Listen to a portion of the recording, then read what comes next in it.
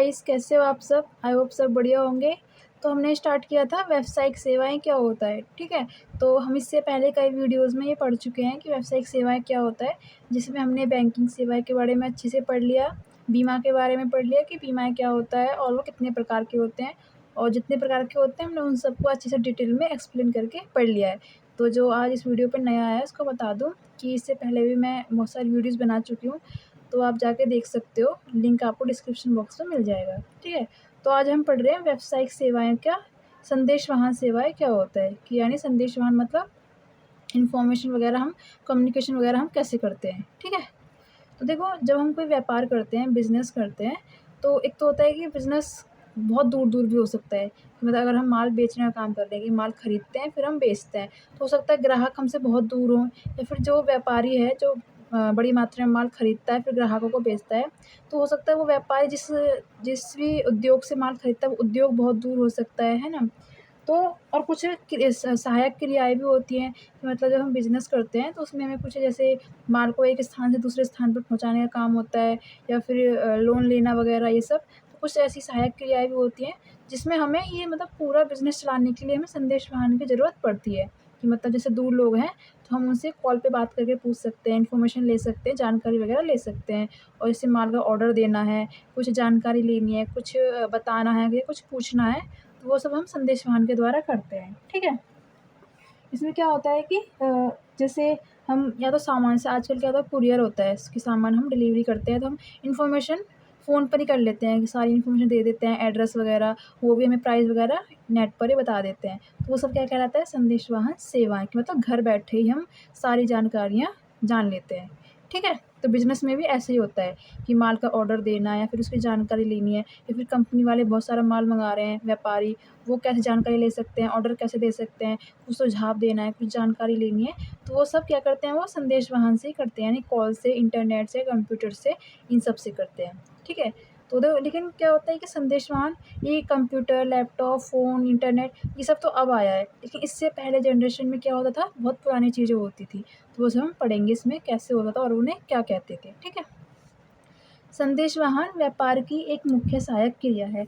मतलब व्यवसाय जब हम करते हैं, व्यापारी जो लोग होते हैं, उनकी जो जितनी भी सहायक क्रियाएँ होती हैं, जो व्यावसायिक सेवाएँ होती हैं, उन सब में से ये एक मुख्य सहायक क्रिया है, ठीक है? मतलब कम्युनिकेशन, जानकारी वगैरह लेने में, माल के बारे में जानकारी देना व लेना, उन सब के लिए हमें संदेश वाहन की ज़रूरत पड़ती है। इसके माध्यम से वस्तुओं एवं सेवाओं के बारे में पूछताछ की जाती है, आदेश दिए जाते हैं, शिकायत एवं सुझाव दिए जाते हैं तथा व्यावसायिक लेन-देन को अंतिम रूप दिया जाता है। इसका मतलब यही है कि जो वस्तुएँ, जो भी माल वगैरह वो बेचते हैं व्यापारी लोग, जो भी सेवाएँ देते हैं, सेवाएँ मतलब जैसे कुछ भंडार वगैरह होते हैं, वो सेवाएँ देते हैं, बैंक होते हैं, लोन वगैरह देने की सेवाएँ करते हैं, और जो ट्रांसपोर्ट कंपनी होती हैं, वो सामान को इधर से उधर करने में सेवाएँ देते हैं। तो उन लोगों से बातचीत करने में काम आता है संदेश वाहन, पूछताछ करने में, आदेश देने में कि मतलब माल का हमें ऑर्डर देना है कि नहीं देना, शिकायत करना कि मतलब कुछ माल ख़राब आ गया है तो हम घर बैठे ही कॉल करके संदेश वाहन से शिकायत कर सकते हैं। कुछ सुझाव देना है कि आप इस तरह माल दे सकते हो या कुछ ऐसा, या फिर व्यावसायिक लेन-देनों को अंतिम रूप दिया जाता है। इन सब मतलब संदेश वाहन के द्वारा ही हम अंतिम रूप दे सकते हैं, कि मतलब देखो, एक तो ये होता है ना कि कंपनी, मान लो बहुत बड़ी कंपनी है, कोई बहुत बड़ा बिज़नेस करता है, उसमें अलग-अलग डिपार्टमेंट होते हैं, अलग-अलग विभागीय स्तर होते हैं। जैसे मान लो फाइनेंस, यानी पैसे से लेन-देन का एक अलग डिपार्टमेंट बना रखा है कंपनी में। मतलब मैनेजर होंगे बहुत सारे, कि कुछ एक मैनेजर है जो पैसों के लेन-देन को सँभालेगा, एक है जो सामान के कितना सामान आ रहा है ये देखेगा या कितना जा रहा है ये देखेगा। मतलब बहुत सारे डिपार्टमेंट भी हो सकते हैं। तो वो सब भी संदेश वाहन के द्वारा ही एक-दूसरे से बातचीत करते हैं और एक-दूसरे की जानकारी लेते हैं। ठीक है? मान लो वो बार-बार एक-दूसरे के पास तो आएँगे नहीं, एक-दूसरे के ऑफ़िस में तो आएँगे नहीं, तो वो फ़ोन से, यानी संदेश वाहन कम्युनिकेशन के द्वारा ही जान लेते हैं। जो वित्तीय मैनेजर है वो फ़ोन करके जान सकता है कि कितना पैसा चाहिए आपको, दूसरे डिपार्टमेंट को कितना पैसा चाहिए, एडवर्टाइज़मेंट करवाना है, विज्ञापन करवाना है कि सामान का कितना पैसा चाहिए, ये सब वो लोग फ़ोन के द्वारा ही कर लेते हैं। ठीक है? अब देखो, संदेश वाहन 2 तरह के होते हैं, कि मतलब आजकल जो इंटरनेट वगैरह यूज़ कर रहे हैं, कि हम घर बैठे सब कुछ कर लेते हैं, तो वो इंटरनेट के द्वारा होता है, तो वो आधुनिक माध्यम कहलाता है। परंपरागत मतलब जो पहले जनरेशन में, यानी पहले जब भी लोग पुराने ज़माने में लोग वो भी तो यूज़ करते होंगे ना, क्योंकि वो भी व्यापार करते थे, बिज़नेस करते थे, तो वो कैसे एक-दूसरे से बात करते थे, कैसे एक-दूसरे को जानकारी देते थे, कैसे एक-दूसरे को लेटर वगैरह देते थे, ठीक है? तो परंपरागत मतलब पुरानी तरह से, आधुनिक मतलब अब नया तरीका कैसे है। पहले पढ़ेंगे हम परंपरागत माध्यम। ठीक है, तो परंपरागत माध्यम मतलब संदेशवाहन के कुछ माध्यम ऐसे हैं जो बहुत समय से प्रचलन में हैं। मतलब कुछ ऐसे तरीके हैं जो बहुत पहले से, हमारे पैदा होने से भी पहले से चले आ रहे हैं। इन माध्यमों को डाक सेवा के नाम से भी जाना जाता है। डाक मतलब लेटर हम लिख के देते थे पहले पर्ची वगैरह पर, और वो हम किसी डाक में जाकर पोस्ट करते थे। फिर जहाँ हम जिस इंसान के लिए हमें लेटर लिखा है उसमें जो एड्रेस लिखा है वो डाक उस एड्रेस तक उस लेटर को पहुँचाता था। ठीक है, फिर जब हमको वापस लेटर चाहिए होता था वो भी सेम यही प्रक्रिया दोहराता था। ठीक है, तो उसे क्या कहते हैं, परंपरागत यानी डाक सेवा। ठीक है, तो पहला है, देखो जो डाक सेवा है उसकी शुरुआत हुई थी 1837 में। ठीक है, 1837 यानी 1837 में स्टार्ट हुआ था डाक सेवा परंपरागत माध्यम से। तो पहला है देखो पत्राचार। पत्राचार देखो नाम से पता चल रहा है, पत्राचार मतलब लिखकर, पत्र लिखकर हम भेजते थे। तो पत्राचार संदेशवाहन का सबसे पुराना माध्यम है। पत्राचार मतलब जैसे आजकल न्यूज़पेपर को ही तो पत्राचार बोलते हैं ना, तो वैसे ही वो लोग लिखकर लेटर पोस्ट करते थे और फिर वो भेजते थे। इसमें पोस्ट कार्ड, एरोग्राम आदि शामिल हैं। विदेशों में भेजे जाने वाले पत्रों को एरोग्राम कहते हैं।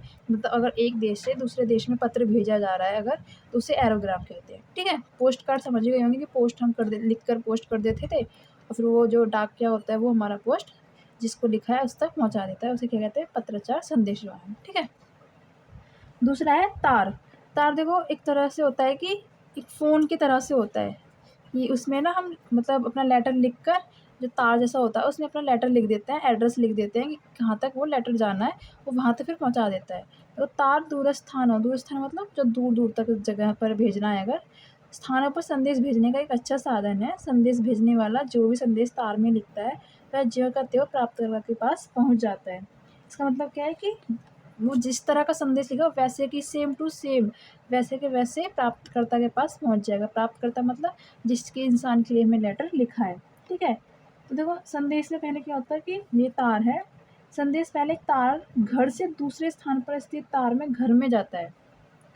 वहाँ से तार घर का जो कर्मचारी है वो संदेश को प्राप्त कर लेता है, प्राप्त कर पता पहुँचा देता है। फिर वो जो तार का जो कर्मचारी होता है जो काम करता है इन सब का, वो उसको लेटर को पहले ले लेगा और फिर जो भी इसमें एड्रेस लिखा है उसको पहुँचा देगा उस घर तक। ठीक है, और जो खर्चा आता है इसमें, वो जो आपने लेटर लिखा है, जो आपने संदेश लिखा है, उसमें जितने भी वर्ड लिखे होंगे, जितने भी शब्द लिखे होंगे, उसके हिसाब से खर्चा आता है कि आपने जितने शब्द लिखे हैं। जैसे एक शब्द का 10 रुपया, 2 शब्द के 20 रुपये, इस तरह से तो जितने शब्द लिखते हैं उतना ही खर्चा आता है। ठीक है, तार में। अब है टेलीफ़ोन। देखो टेलीफ़ोन टेलीफ़ोन तो पता ही है आपको क्या होता है। अभी तो जैसे स्मार्टफ़ोन है, पहले स्मार्टफ़ोन नहीं थे। टेलीफ़ोन पहले अलग होते थे, जैसे अपने आप वो घुमाते थे, जैसे गोल सा होता था नंबर लगाने के लिए, या फिर ऐसे नंबर लगाते हैं तो वो तार, उसको बोलते हैं टेलीफ़ोन। एक ही शहर में टेलीफ़ोन करने को लोकल कॉल कहते हैं। यानी अगर हम एक ही शहर में कर रहे हैं, ठीक है, जैसे हम मान लो किसी एक शहर में रहते हैं, उसी शहर में वो अगर इंसान रहता है जिसको हम कॉल कर रहे हैं, जिसको टेलीफ़ोन कर रहे हैं, उसे लोकल कॉल कहते हैं। और दूसरे शहर में टेलीफ़ोन करने को ट्रंक कॉल कहते हैं। ठीक है, तो टेलीफ़ोन क्या होता है वो तो आपको पता चल ही गया होगा। तो अगर हम एक ही शहर में टेलीफ़ोन कर रहे हैं, उसी शहर में अगर वो इंसान है जिसको हम कॉल कर रहे हैं तो उसे लोकल कॉल, और दूसरे शहर में रहता है अगर वो, तो ट्रंक कॉल।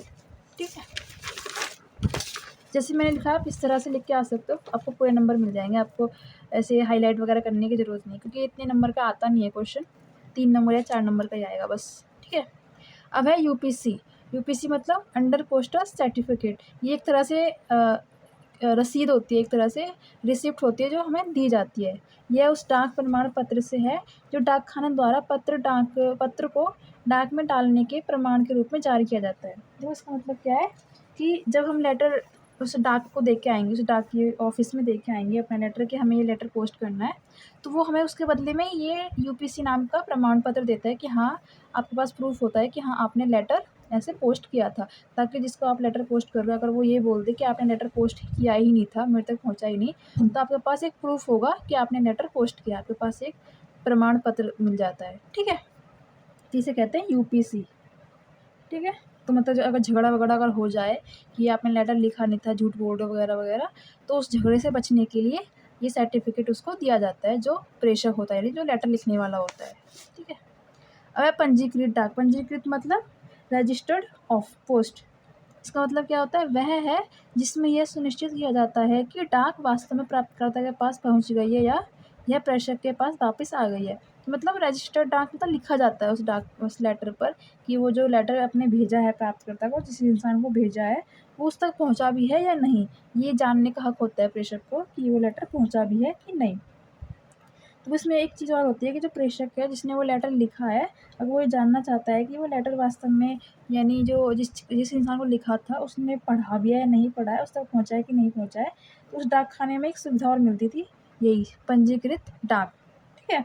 तो उसके एक वो जो पोस्टर होता है, पेपर होता है, उस पे हस्ताक्षर लेकर यानी साइन लेकर उसे दे दी जाती है कि हाँ, आपका लेटर वहाँ तक पहुँच गया है। तो उसे क्या कहते हैं, पंजीकृत डाक, रजिस्टर्ड पोस्ट। अब आता है पार्सल डाक। पार्सल डाक देखो पता है नाम से, पार्सल यानी डिलीवर करना, कुछ भी कोई सामान आपको भेजना है तो पार्सल डाक से आप भेज सकते हो। जैसे मान लो आप इंडिया में रह रहे हो और आपको किसी दूसरे देश में कोई सामान भेजना है या किसी दूसरे शहर में भेजना है, जैसे दिल्ली से आपको मान लो किसी बिहार में कोई सामान भेजना है, तो आप पार्सल डाक से भेज सकते हो सामान। लेटर भी भेज सकते हो, साथ में सामान भी, कुछ भी। तो वह सुविधा जिसमें वस्तुएँ देश व विदेशों में भेजी जा सकती हैं। ठीक है? मतलब आप एक शहर में भेज सकते हो और एक देश से दूसरे देश में भी पार्सल कर सकते हो कोई भी सामान। ठीक है? अब आता है, जैसे इसमें देखो मान लो कोई आपका दोस्त है, आप उसको फ़ोन भेजना चाहते हो या फिर कोई फैमिली मेम्बर है, तो आप पार्सल डाक से भेज सकते हो। ठीक है? जैसे आजकल हम डिलीवर कर देते हैं कुछ भी, वैसे ही। अब आता है स्पीड पोस्ट, देखो नाम से ही स्पीड यानी फ़ास्ट। वह सुविधा है जिसमें डाक अतिशीघ्र प्राप्तकर्ता के पास पहुँचाई जाती है। जैसे आजकल इंटरनेट से हम तुरंत मैसेज भेज सकते हैं, तुरंत सेंड हो जाता है, वैसे ही स्पीड पोस्ट नाम से था एक पहले परंपरागत माध्यम कि तुरंत जो मैसेज है, जो हमारा लेटर है, वो बहुत जल्दी प्राप्तकर्ता के पास पहुँच जाता था इस स्पीड पोस्ट से। ठीक है? तो हमने पढ़ लिए परंपरागत माध्यम क्या है संदेशवाहन के। अब हम पढ़ेंगे आधुनिक माध्यम क्या है। तो आधुनिक माध्यम में इंटरनेट एक सबसे पॉपुलर यानी सबसे प्रचलित है आधुनिक माध्यम, जिसके द्वारा हम लेटर कुछ भी भेज सकते हैं। तो देखो, तो हम पढ़ेंगे कि आधुनिक माध्यम क्या होते हैं। ठीक है? तो इसमें 2 तरह से आते हैं, एक होता है कुरियर सेवाएँ और एक होता है इलेक्ट्रॉनिक सेवाएँ। कुरियर सेवाएँ मतलब कि आप किसी की जो ये कुरियर सेवाएँ देता है, आप उसके ऑफ़िस में जाओगे और आपको अगर कुछ लेटर भेजना है किसी को जो दूसरे शहर में रहता है, दूसरे देश में रहता है या फिर कुछ सामान भेजना है, तो आप इसके थ्रू भेज सकते हो। ठीक है? तो होता है कुरियर सेवाएँ। इलेक्ट्रॉनिक सेवाएँ मतलब कि आप घर बैठे खुद ही भेज सकते हो, जैसे फ़ोन से, लैपटॉप से, कंप्यूटर से खुद ही भेज सकते हो। तो कुरियर सेवाएँ द्वारा पत्र, प्रलेख, पार्सल आदि भेजे जा सकते हैं। ठीक है? और इलेक्ट्रॉनिक सेवाएँ संदेश बहुत ही जल्दी और आसानी से पहुँचाया जा सकता है। इलेक्ट्रॉनिक मतलब जैसे आप ईमेल कर देते हो, कंप्यूटर पे व्हाट्सएप वगैरह, ये फेसबुक जो भी चल रहा है आजकल, उन सब से आप भेज सकते हो। ठीक है? तो देखो जो इलेक्ट्रॉनिक सेवाएँ होती हैं, इसमें क्या-क्या आता है, फैक्स, पहला आता है फैक्स। तो ये क्या होता है देखो, फैक्स का अभिप्राय ऐसी इलेक्ट्रॉनिक मशीन है, ये ना एक मशीन की तरह होता है। तो वो जैसे एक ऐसा डब्बा-सा होता है, यहाँ बटन वगैरह होते हैं और यहाँ पर ना ऐसे होता है जहाँ पर आप लेटर डाल सकते हो और साइड में कॉल करने का भी होता है कि आप कॉल कर सकते हो, तार-सा जुड़ा होता है। ठीक है? तो इसे कहते हैं फैक्स। आप सर्च करके देख सकते हो अपने फ़ोन पर कि कैसा दिखता है ये। तो फैक्स एक इलेक्ट्रॉनिक मशीन होती है, जिसमें एक लिखित संदेश यानी आप कोई लेटर लिख कर, जैसे ये लिखा हुआ है, ऐसे ही लिख कर अपने किसी दूसरे किसी भी कोने में ना, देश के किसी भी कोने में तुरंत भेज सकते हो आप और ये चौबीसों घंटे चलता है। ठीक है? जो लिखित संदेश है यानी जो आपने जो लेटर लिखा है, वो फैक्स मशीन में डालते ही संदेश अपनी उस जगह पे पहुँच जाता है जहाँ आप उसको पहुँचाना चाहते हो। या जो ये फैक्स मशीन होती है, इसमें आपको एक लेटर लिख के डालना होता है, उस एड्रेस डालना होता है जहाँ आपको भेजना है और वो जैसे आप उसपे लेटर डालते हो, वो लेटर वैसे ही उस इंसान तक पहुँच जाता है जहाँ आपने उसको भेजना चाहते हो, जिस इंसान को आप भेजना चाहते हो। ठीक है? तो इसमें कैसे करते हैं, देखो पहले होता है कि संदेश को आपको लिखना होता है, पहले उस फैक्स मशीन में लिखना होता है और फिर उस संदेश को उस मशीन में डालना होता है। ठीक है? एक पेज पे लिख के उस मशीन में डालना होता है और जो फैक्स मशीन है, वो प्राप्तकर्ता का जो जिसको आपने लेटर लिखा है, तो उसमें एड्रेस भी लिखा होगा आपने, तो पहले एड्रेस पर सर्च करता है कि एड्रेस है कहाँ, किस तक भेजना है, वो फैक्स मशीन करती है। वो फैक्स मशीन जो जिस इंसान को आपने भेजा है उसके पास भी ये मशीन होगी, तभी आपने लिखा है ना, उसके पास भी होगी, फिर वो वहाँ तक पहुँच जाता है और वो उसको प्राप्त कर लेता है यानी पढ़ लेता है, फिर वो लेटर आपका। इससे क्या होता है कि लेटर जो आपका बहुत जल्दी पहुँच जाता है। ठीक है? 24 घंटे ये उपलब्ध रहता है और आपका जो लेटर है, जो भी लिखा है, वो सीक्रेट रहती हैं बातें, लीक नहीं होती, सब जगह लीक नहीं होंगी, जैसे इंटरनेट पे लीक हो जाती है, इसमें जल्दी लीक नहीं होती है और इस मशीन को चलाना बहुत आसान होता है, ठीक है। तो फैक्स का अभिप्राय ऐसी इलेक्ट्रॉनिक मशीन से है जिसके द्वारा लिखित संदेश को अति तीव्र संसार के किसी भी कोने में भेजा जा सकता है, ठीक है। समझ आ गया ना क्या होता है कि लेटर वो ये फैक्स मशीन है, हम बहुत जल्दी अपना लेटर किसी दूसरे इंसान तक भेज सकते हैं, इसमें लेटर लिख के डाला जाता है और फिर ये जो फैक्स मशीन है उस लेटर के एड्रेस को पहले सर्च करती है और फिर वहाँ तक लेटर पहुँचा देती है, ठीक है। लिखित संदेश को फैक्स मशीन में डालते ही संदेश अपने गंतव्य स्थान पर पहुंच जाता है। इसका मतलब क्या है कि जैसे आप उसमें लेटर डालते हो वो लेटर आपके उस इंसान तक पहुंच जाता है जिसको आपने वो लेटर लिखा है। अब आता है इंटरनेट। इंटरनेट तो आपको पता ही क्या होता है। इंटरनेट के थ्रू, जैसे अभी आप मेरी वीडियो देख रहे हो वो भी आप इंटरनेट के थ्रू ही देख रहे हो। तो इंटरनेट में देखो क्या होता है, इंटरनेट के माध्यम से संदेश कम समय व तुरंत उसी समय पहुंचाया व प्राप्त किया जा सकता है। जैसे आप आजकल व्हाट्सएप वगैरह इंस्टाग्राम पे मैसेज करते हो, तुरंत वो पहुंच जाता है और वो चाहे तो वो तुरंत प्राप्त भी कर लेता है, फिर वो जब चाहे तब उसको पढ़ सकता है। ये हमारे मनोरंजन में भी सहायक होता है कि मतलब इसमें क्या मतलब कि आप जो इंटरनेट है ना सिर्फ मैसेज भेजने में बल्कि आप इसमें म्यूज़िक सुन सकते हो, मूवीज़ देख सकते हो, तो मतलब मनोरंजन में भी हेल्प करता है, ठीक है। यह सामान्य ज्ञान वृद्धि करने में भी मदद करता है कि आप नॉलेज, कि आप जिस चीज़ के बारे में जानना चाहते हो, कुछ बुक पढ़ना चाहते हो, वो सब आप इसमें पढ़ सकते हो इंटरनेट के थ्रू। जो भी बुक आप नहीं खरीद पा रहे हो वो भी आप इसमें डाउनलोड कर सकते हो। कोई भी जीके की नॉलेज है, कोई भी नॉलेज किसी भी हिस्ट्री के बारे में जान सकते हो, ठीक है। ई कॉमर्स में सहायक मतलब जैसे इलेक्ट्रॉनिक के थ्रू आप बिज़नेस वगैरह करते हो कोई, वो सब भी आप इसके थ्रू कर सकते हो, मतलब ऑनलाइन बिज़नेस वगैरह करना, ठीक है। और भुगतान करने में भी सहायक होता है, यानी पेमेंट भी कर सकते हो आप इंटरनेट के थ्रू। और इसके लिए किस चीज़ की ज़रूरत होती है हमें, ये इंटरनेट चलाने के लिए हमें कौन-कौन से उपकरण चाहिए होते हैं, कंप्यूटर, टेलीफ़ोन कनेक्शन और एक होता है मॉडेम। मॉडेम क्या होता है कि जब आप कंप्यूटर पे लेटर लिखते हो, तो वो तुरंत वो आपके जिसको आपने लिखा है वो वैसे ही कि वैसा उसके पास नहीं पहुँच पाता है। तो पहले क्या होता है जब आप लेटर लिखते हो वो डिजिटल डेटा पे लिखा जाता है और फिर वो क्या होता है कि जब दूसरे इंसान तक वो पहुँचता है, तो वो जो रास्ता होता है वो एलोलोगा नहीं एनालोगा डेटा होता है उसके थ्रू जाता है। तो वो जो बीच में जो डब्बा सा आता है ना, उसे बोलते हैं मॉडेम, ठीक है। पर आप सिर्फ ये भी याद कर सकते हो कंप्यूटर, टेलीफ़ोन वगैरह, ठीक है। तो हमने इंटरनेट पढ़ लिया कि क्या होता है। अब हम पढ़ेंगे ईमेल। तो ईमेल क्या होता है, ईमेल आपको पता है कि फ़ोन में आप अपनी एक ईमेल आईडी बनाते हो, जिससे आप किसी को भी मैसेज कर सकते हो, कुछ कुछ भेज सकते हो, एक्सेल वगैरह का कुछ भी भेज सकते हो। तो ईमेल का क्या होता है, ईमेल इलेक्ट्रॉनिक पत्राचार की एक ऐसी पद्धति है, जिसमें इंटरनेट के माध्यम से कंप्यूटर पर संदेशों का आदान-प्रदान किया जा सकता है, ठीक है। मतलब संदेश मतलब जो लेटर है जो आप भेजना चाहते हो, जो भी मैसेज भेजना चाहते हो, आप ईमेल के थ्रू भेज सकते हो। इसमें क्या होता है, वैसे तो आप जानते हो अच्छे से, आई नो, बट इसमें क्या होता थोड़ा कि आप एक अपनी ईमेल आईडी बनानी होती है और जिसको आपको मैसेज भेजना है आपको उसकी ईमेल आईडी पता होनी चाहिए, ठीक है। तो जब आप ईमेल भेजते हो तभी भेज पाओगे जब आपको ईमेल एड्रेस उसका पता हो, यानी उसकी ईमेल आईडी पता होगी। तो आप इसमें कोई संदेश कितना ही छोटा या बड़ा हो सकता है, आप कितना भी छोटा लेटर लिख सकते हो या बड़ा भी हो सकता है और वो तुरंत उसके पास पहुँच जाता है और वो जब चाहे तब उसको पढ़ सकता है। आप जितने भी लेटर भेजोगे वो उसके पास इकट्ठा हो जाता है, वो जब चाहे उसको पढ़ सकता है। वो चाहे तो उसको प्रिंट भी करा सकता है यानी निकलवा सकता है, चाहे तो वो डिलीट भी कर सकता है और चाहे तो वो अपने ही फ़ोन में या अपने कंप्यूटर में स्टोर कर सकता है, यानी जितना चाहे उसमें यानी इकट्ठे कर सकता है लेटर, ठीक है। ईमेल के द्वारा संदेश भेजने के लिए प्राप्तकर्ता का तुरंत उपलब्ध होना ज़रूरी नहीं है। मतलब आप जिसको ईमेल भेज रहे हो, ज़रूरी नहीं है कि वो उसी समय आपका लेटर पढ़े, वो कभी भी पढ़ सकता है, ठीक है।